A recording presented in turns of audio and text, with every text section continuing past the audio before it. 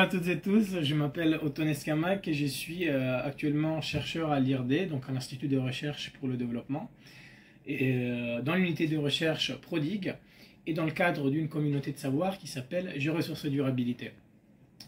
Je suis pédologue et géographe, ce qui veut dire globalement que je m'intéresse à ce qui constitue la surface de notre planète, donc par exemple les sols, les roches, mais à une échelle large, donc territoriale. Ce qui veut dire aussi que je m'intéresse dans ce territoire à comment nous, êtres humains, nous interagissons avec les sols et les cailloux. Mon travail consiste à étudier globalement comment notre vie et notre bien-être peuvent dépendre de ça, ou alors encore de ça, par exemple. Et j'étudie notamment ce qui s'appelle la géodiversité, qui est l'équivalent non vivant de la biodiversité, et qui rassemble donc tous les types de roches, de sols, les formes du relief, les minéraux, les types de milieux aquatiques aussi, qui peuvent composer le paysage et leurs fonctions. Plus précisément, mes recherches visent à identifier, quantifier, cartographier les liens qui existent entre la géodiversité et le vivant, c'est-à-dire les écosystèmes, mais aussi les sociétés humaines qui en font partie.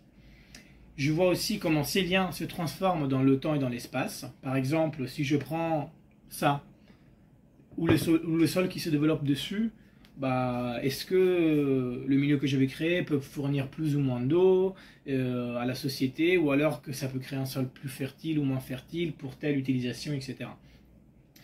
Et je vois aussi comment ces caractéristiques peuvent varier si, par exemple, nous, société, décidons de urbaniser ce sol, ou en faire un terrain agricole, ou un terrain industriel, etc. Concrètement, ces activités se déclinent en plusieurs projets qui visent, par exemple, à étudier les différents sols. Par exemple, ici, on a ce qu'on appelle un pédocomparateur pour les caractériser, pour voir leur diversité. Aussi pour aider à identifier, par exemple, avec aussi des paramètres botaniques, donc les plantes, pour identifier des zones humides et donc supporter la gestion du territoire, ou dans notre cas aussi pour identifier, par exemple, les sites d'intérêt géologique, historique et géopatrimonial qui peuvent être valorisés sur le territoire guyanais.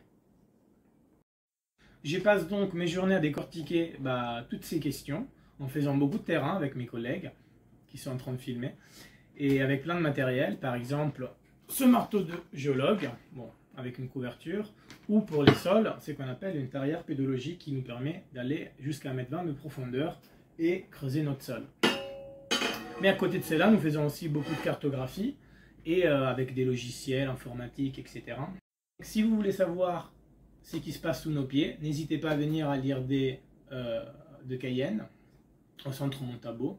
Et comme disait un auteur très connu dans les années 40, il est impossible de s'imaginer de vivre sans un sol sous les pieds.